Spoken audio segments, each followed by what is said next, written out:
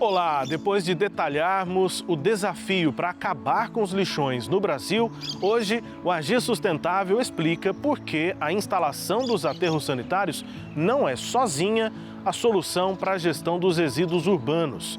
Além da destinação correta, é preciso diminuir a quantidade de lixo que nós produzimos, principalmente nas cidades. O modelo baseado na economia circular é o assunto deste episódio, que começa depois da vinheta.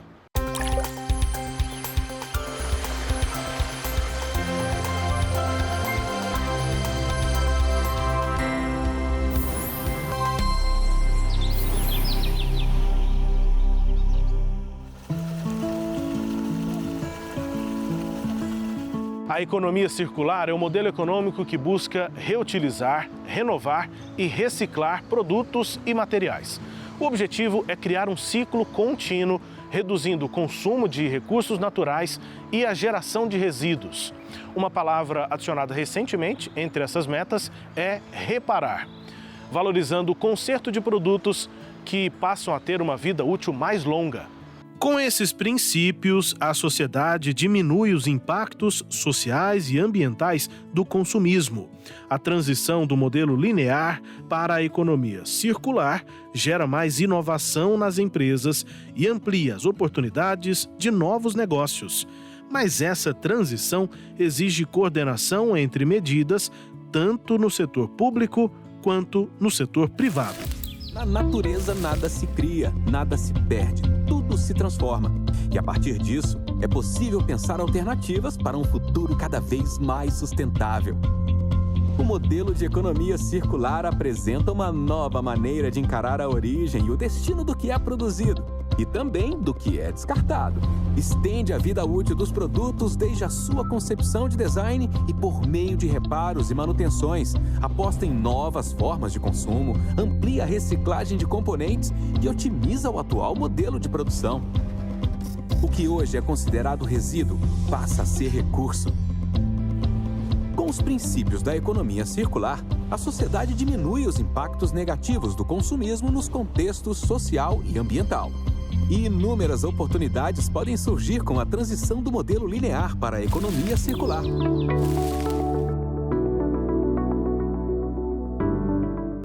E o Agir Sustentável veio aqui até a Escola de Engenharia Civil e Ambiental da Universidade Federal de Goiás para a gente entender como é a economia circular e de que maneira ela pode impactar a nossa vida, para conversar com o professor Heraldo Carvalho. Obrigado, professor, por nos atender aqui. Que é isso, estou à disposição.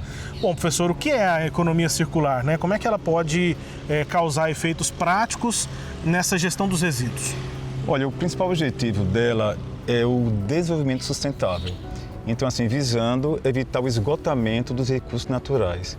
Então, assim, quando se fala na economia circular, diferencia-se da linear. O que seria a economia linear? Por exemplo, eu comprei uma garrafa de refrigerante, não é? E essa garrafa ela foi produzida usando recursos naturais, né? Eu vou lá consumir e eu descartei ou no lixão ou no aterro sanitário. Então, ela não volta novamente para o ciclo produtivo.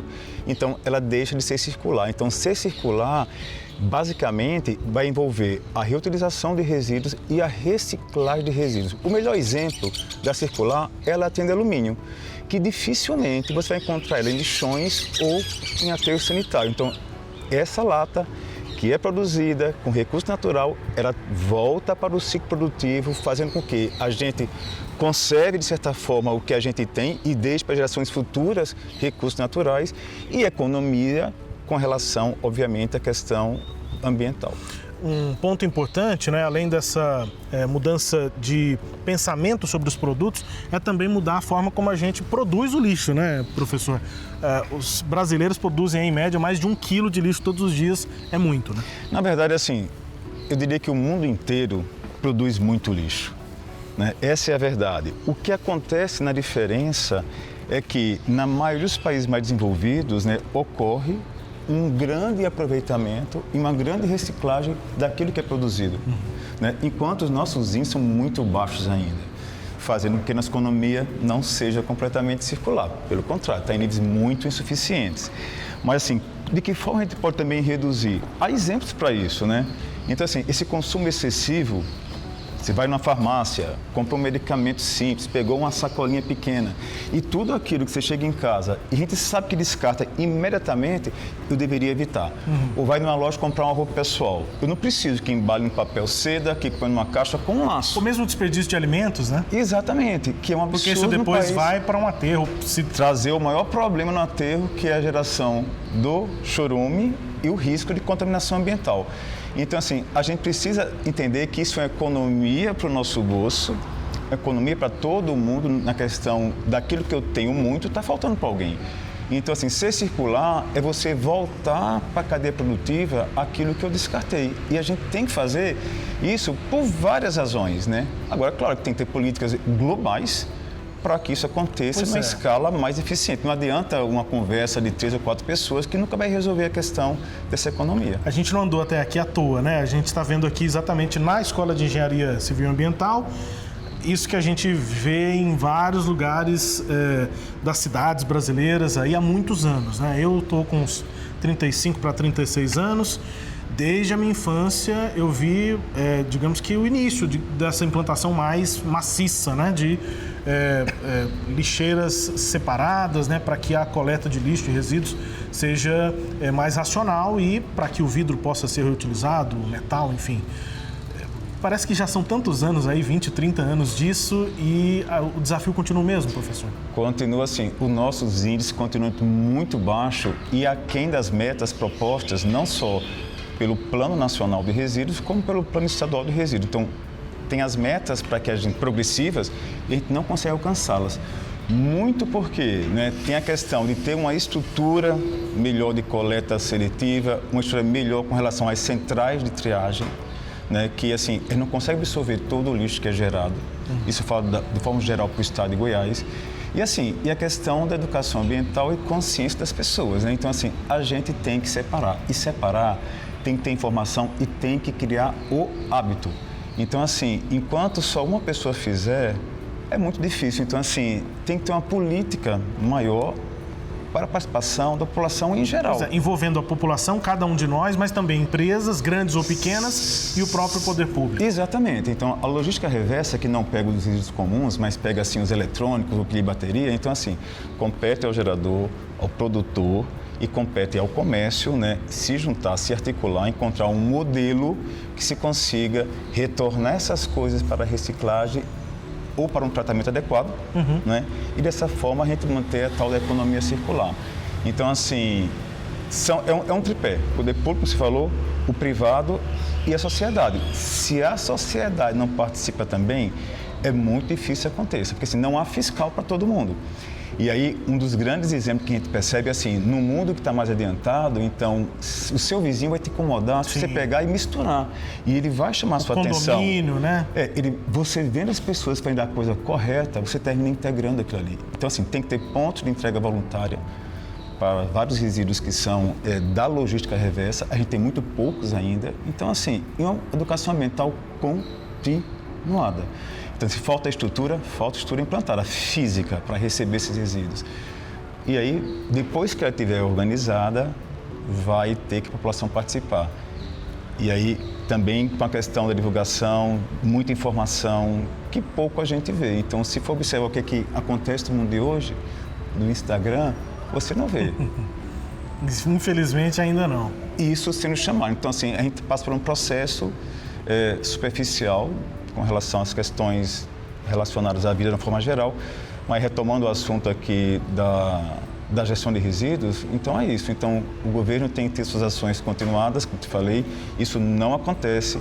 Tem a questão dos recursos, a gente sabe sempre disso, população participando e aí a gente encontrando em conjunto uma forma do nosso modelo, o que é que Goiânia, por exemplo, consegue melhorar. Agora, para isso, assim, estudos são feitos, tecnicamente sabe o que fazer, mas a coisa não sai do papel ainda, como a gente gostaria que acontecesse. Professor Heraldo, muito obrigado por nos receber aqui. Um ótimo trabalho para o senhor. Fico sempre à disposição de vocês. E a gente vai aqui no Agir Sustentável conhecer exemplos, né? Como o professor disse, é bom ter esses casos para que a gente também fique, no mínimo, compelido, né? Incentivado a fazer a nossa parte. Nessa edição, a gente ainda confere exemplos de pequenas empresas, né, projetos praticamente pessoais, mas também grandes empresas com logística reversa e a economia circular.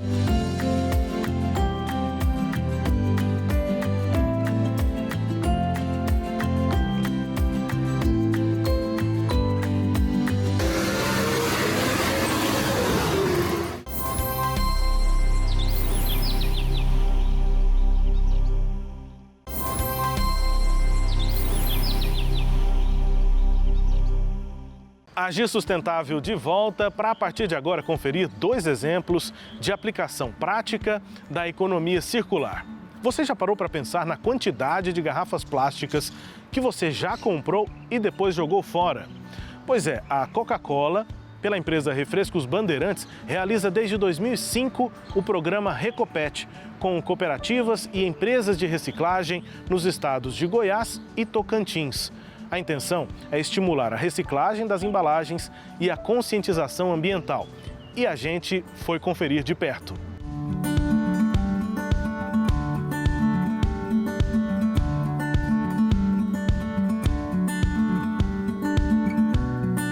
Além de mostrar ações individuais, o Agir Sustentável também veio a uma grande fábrica e centro de distribuição de produtos que são resíduos, mas recicláveis. A gente está na fábrica da Coca-Cola para conversar com a equipe e a gente começa com a Jéssica Dias, que é gerente de sustentabilidade da Refrescos Bandeirantes, empresa aqui da Coca-Cola no estado de Goiás, mas uma região grande do país. Uma produção bem grande, né, Jéssica? Há um pensamento sobre o impacto que essa produção tem. Qual que é esse impacto? Como é que se pensa sobre isso? Bom, o impacto dos produtos que vão para o mercado, né? As embalagens PET, por exemplo, ele tem um impacto ambiental muito grande e ele precisa ser reciclado. Então, nós atuamos com o projeto Recopete, que trabalha diretamente com cooperativas e empresas de reciclagem, que fazem toda essa cadeia, né? De economia circular, recolhe, segrega, vende e transforma esse material em um novo material que possa ser reutilizado. A Refrescos Bandeirantes produz todos os dias mais de 900 mil garrafas plásticas do tipo PET. Por mês, são 20 milhões de garrafas distribuídas para todo o país, mas principalmente no mercado da região Centro-Norte. Além da logística reversa para a reciclagem, a fabricação dos produtos também passou a ser mais sustentável. Além de outros projetos, como também a gente utiliza também a resina reciclada para também minimizar, estão trazendo vários projetos para que a gente possa contribuir com o meio ambiente. Pois é, Mara, isso é algo que chama atenção, assim, porque a gente está aqui tentando trazer práticas, né, casos em que a sustentabilidade entra no pensamento das pessoas. Sim. Entra também na forma de pensar a fabricação aqui na indústria. Numa indústria desse tamanho, dá para pensar como esse impacto é menor no processo inteiro de fabricação? Sim, desde a aquisição dos insumos, né? A gente trabalha aí com fornecedores também que têm esse mesmo pensamento. Então, são todos homologados pelo sistema para que eles tenham essa questão de sustentabilidade no seu processo, assim como nós também, em todo o nosso processo, a gente trabalha com sustentabilidade. Não só com as garrafas PET, mas também no consumo consciente de água. Então, outras práticas que fazem aí a gente tornar, né, a sustentabilidade como meio, né, do processo.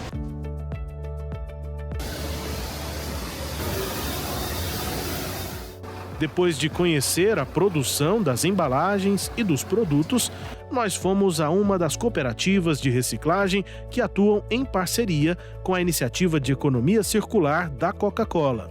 Esta é a cooperativa Goiânia Viva e quem nos explica como tudo funciona é a presidente Caiane Ferreira. A gente recebe o material da coleta seletiva de Goiânia, é um material coletado em todos os lugares aqui de Goiânia.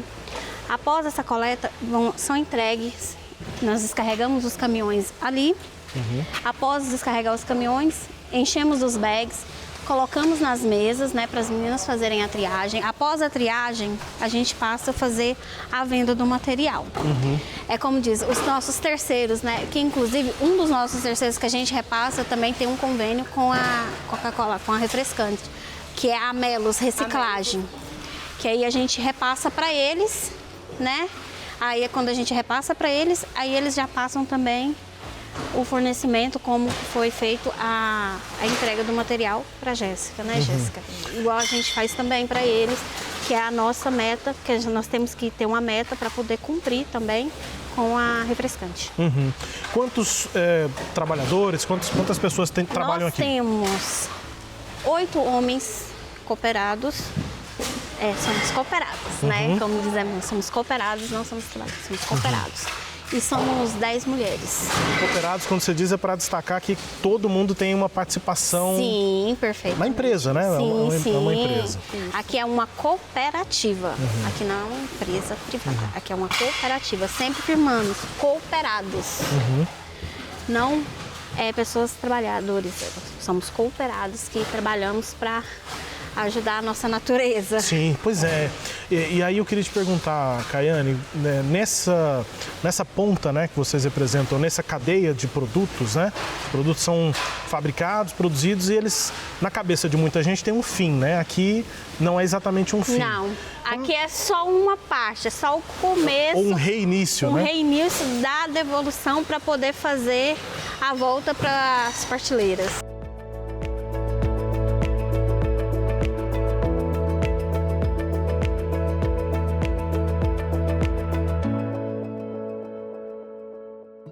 Atualmente, o projeto da Coca-Cola em Goiás conta com a parceria de 26 cooperativas, sendo 10 em Goiânia e 16 no interior do estado. E assim como com as garrafas plásticas, o lixo eletrônico também gera um problemão. O que você faz quando o seu celular para de funcionar? Ou então o seu computador ou a sua impressora? Pois é, esse acúmulo de produtos ultrapassados, diante da constante inovação desse setor, está na origem do programa Sucatec, do governo de Goiás.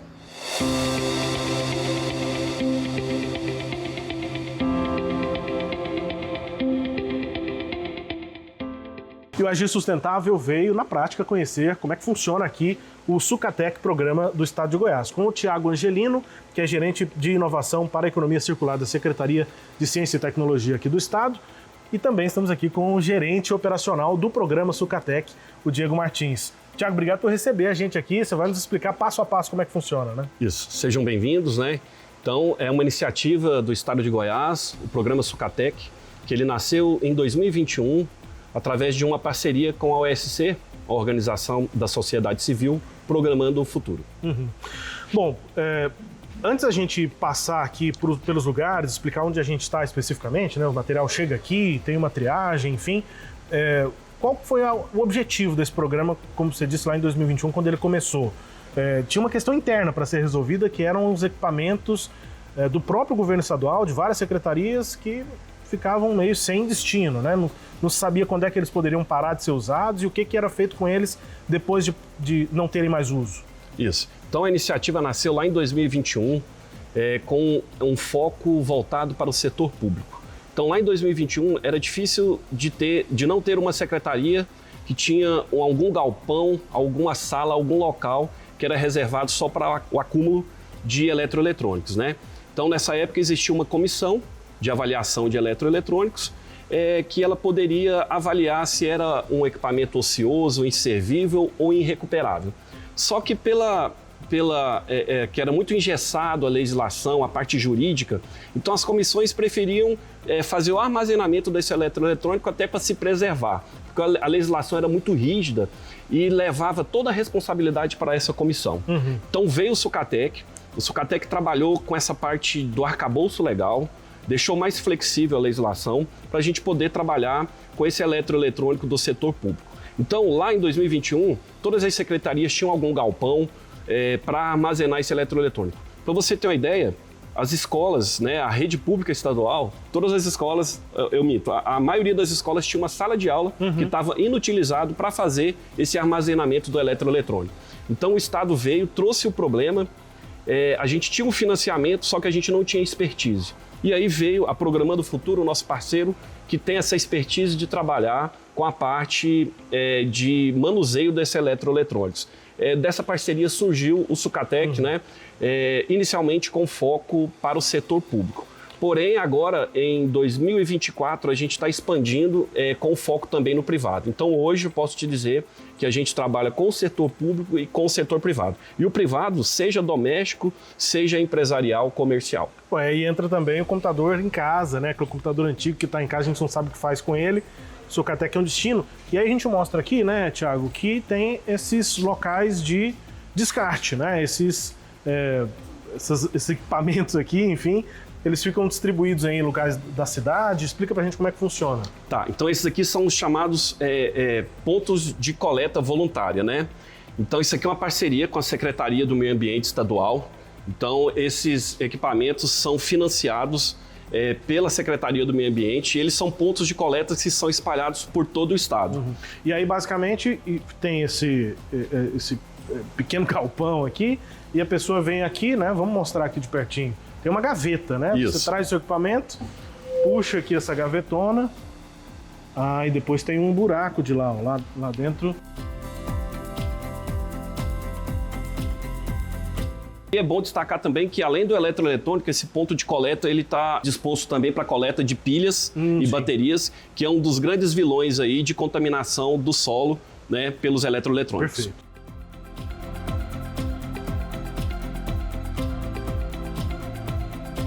Então aqui, depois de passar ali pela triagem, a gente faz essa identificação do que pode ser recondicionado ou não.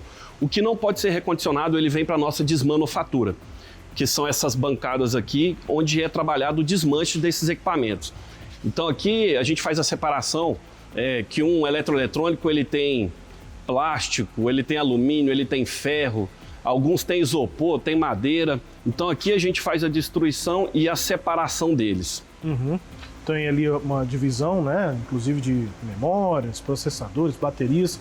Isso vai para reciclagem. E tem a parte aqui de recondicionar esses equipamentos que voltam a ser usados. Isso. Então, essa parte aqui da desmanufatura, quando os equipamentos são desmanchados e os seus resíduos são encaminhados, como eu havia dito, para recicladores, ou então eles retornam para a indústria através da economia circular. E aí a gente tem um segundo momento aqui, que os equipamentos que podem ser reaproveitados, ele entra para o nosso centro de recondicionamento de computadores, né? Então, aqui eminentemente são trabalhados com computadores. Uhum. Então os computadores aqui, a gente trabalha na parte de recondicionamento, que a gente entra para o segundo eixo do programa, que é o eixo social. Então esse computador que é recondicionado aqui, ele é trabalhado na parte de doação de inclusão digital. A gente tem um número aqui que cerca de, em média, a cada 3 computadores que chegam inoperantes, a gente deixa um operando para fazer a doação. Então, vamos lá, chega um computador que está com um problema no monitor, numa memória, num HD, a gente pega um computador que estão com essas peças ok, aptas a ser usados, e a gente monta um computador. Então aqui a gente trabalha com computadores, né, de mesa e também com notebooks. E aí após a gente fazer todos esses testes, toda essa parte de recondicionamento, a gente monta um computador que ele fica apto para doação e eles já são encaixotados aqui.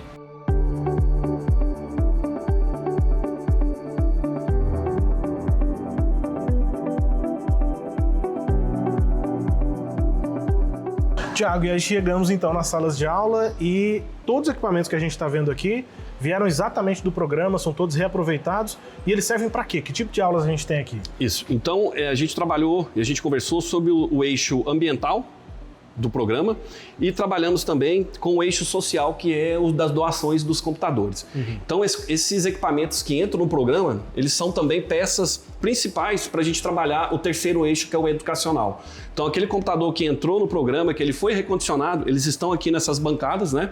E aqui essa sala de aula é de informática básica, né? Então aqui a gente faz cursos gratuitos, vale lembrar. Então a nossa exigência aqui é que sejam pelo menos alfabetizados e tenham uma idade mínima de 12 anos. Então aqui a gente ensina um pouco da parte de proteção de dados, de internet, de edição de textos. A gente procura também demonstrar sobre golpes que acontecem. Uma iniciação mesmo, né? Importante também no aspecto de segurança. Isso, então tem essa parte de segurança cibernética também. Então toda essa parte de iniciação tecnológica. a partir de 12 anos você disse, mas não tem limite de idade. Isso, a partir de 12 anos e não temos limite de idade. Nós temos também uma grande novidade, que a gente está com turmas exclusivas de idosos, que são chamados os idosos tech.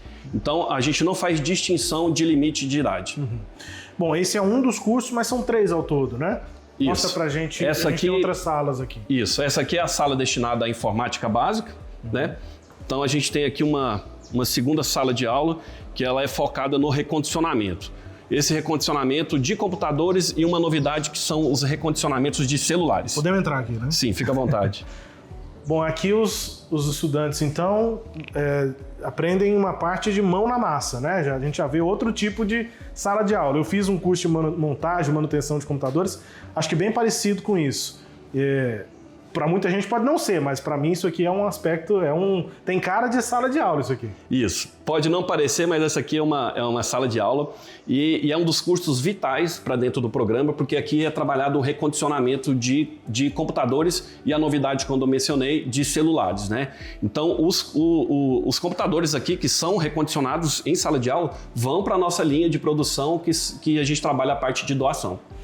Tem uma ordem para esses cursos, né, Tiago? Assim, existe uma recomendação para que o aluno que começa aqui no Informática Básica, na sala do lado, também faça esse e faça o terceiro que a gente ainda vai mostrar. Essa rota é também incentivada, né? Isso. A gente chama da trilha do ensino. Então o aluno chega, como a gente chama aqui, que eles não têm nenhum tipo de formação tecnológica, então eles entram na Informática Básica, entendem os princípios, passo aqui para um segundo momento, que é a parte de recondicionamento, de montagem, né? A gente trabalha a parte de limpeza, eles entendem um pouco da iniciação aqui na elétrica, né? Para poder trabalhar na parte de recondicionamento. Você pode ver aqui que a gente tem até os nossos equipamentos aqui na parte de elétrica, na parte de eletrônica e as ferramentas que a gente utiliza para fazer essa manutenção. Tiago, aqui outros tipos de conteúdos, né? Isso, então aqui é o fim do ciclo, que é o terceiro curso, que é a parte de robótica. Aqui o foco é a parte básica de programação, a básica de mecânica, eletrônica e de elétrica, né? Aqui a gente trabalha com a lógica dos arduinos. Então a gente trabalha com projetos na parte de robótica.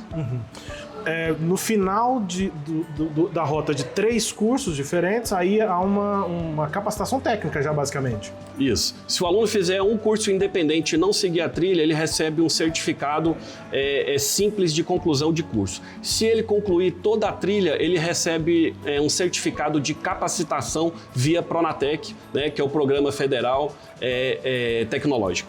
Tiago, você estava me explicando que você é gerente de inovação para a economia circular na secretaria. O Sucatec está ampliando fronteiras, digamos assim, né? Ele já não é mais só um programa de recondicionamento ou reciclagem de materiais de informática, eletrônicos, enfim. Ele está se tornando meio que um hub de economia circular. Isso. Tudo isso que a gente mostrou aqui, tudo tem por trás aqui a parte da sustentabilidade da economia circular. Então, todo mundo que entra aqui dentro do programa, a gente se dedica a mostrar em que momento que ele está inserido, que é a parte da sustentabilidade, a parte da economia circular e do empreendedorismo. E como você havia dito, o programa Sucatec ele criou uma musculatura que agora a gente consegue atrair toda essa parte de economia circular. E aí a gente tem um projeto que a gente está tocando, que a gente vai fazer um centro de economia circular voltado para a parte de pesquisa. A gente quer atrair a parte acadêmica para a gente produzir estudos, né, e produzir uma base que a gente possa executar dentro do programa Sucatec. A gente quer atrair também investidores, a gente quer atrair prefeituras e secretarias dentro do estado, todas elas que trabalham, né, e manipulam políticas públicas na parte ambiental, na parte de sustentabilidade e de economia circular. Nós estamos com um terreno no Jardim Europa de quase 5 mil metros quadrados, né? A gente está agora trabalhando dentro desse terreno na parte de projetos, né? E a gente acredita que tão logo esteja concluído lá, o Sucatec possa ser um centro, né? Que a gente possa trazer tudo isso que eu mencionei para você aqui de economia circular, esteja centralizado em um ponto. Tiago, foi um prazer conhecer aqui o Sucatec, inclusive as salas de aula. Obrigado também ao Diego aqui, né, que nos orientou. e estou ansioso para conhecer também a nova estrutura quando ela estiver pronta. Obrigadão. Beleza, agradecimentos.